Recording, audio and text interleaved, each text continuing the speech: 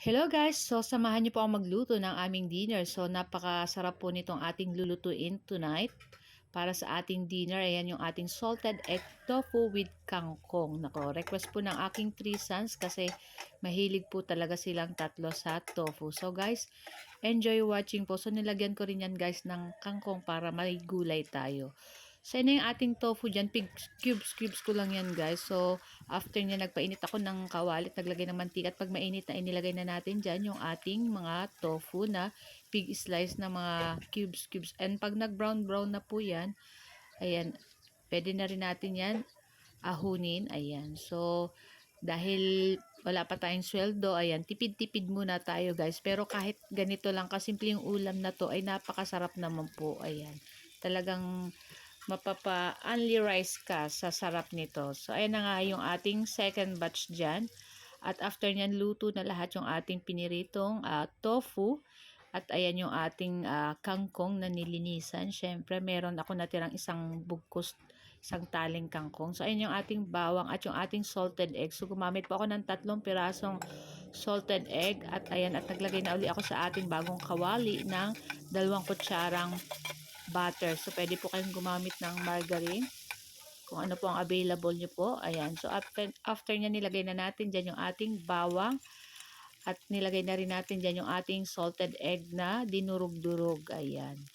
At maglalagay tayo dyan guys mamaya ng milk. Pwede po kayong gumamit ng evaporated milk. So, yung ginamit ko dyan guys is yung fresh milk. So, kayo po ang bahala kung ano po yung gusto nyong gamitin na milk. So, ayan na nga. At paubos na rin naman to guys. So, sayang naman, di ba?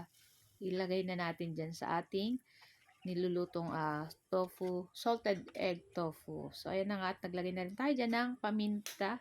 At maglalagay din tayo ng 2 kutsarang 2 teaspoon lang pala na asukal. Ayan. So, ilagay na rin natin dyan yung ating kangkong or yung ating spinach. Ayan, para social. O, diba? May gulay na. So, try nyo po ito guys, lutuin at napakasarap talaga nito guys. Siyempre, healthy pa rin naman po yan. Gawa ng ating tofu at may kangkong pang kasama at yung ating salted egg. Ayan. So, yun na yung ating pampaalat din, yung ating salted egg. Kaya, konting asin na lang yun nilagay natin dyan. So, ayan na nga, at nilagay na natin dyan yung ating fried tofu. Ayan. At halu-haluin lang natin yan. Mekos-mekos na natin yan guys. So, anuhin lang natin na mag-absorb na yung buong lasa ng ating salted egg na may fresh milk. Ayan.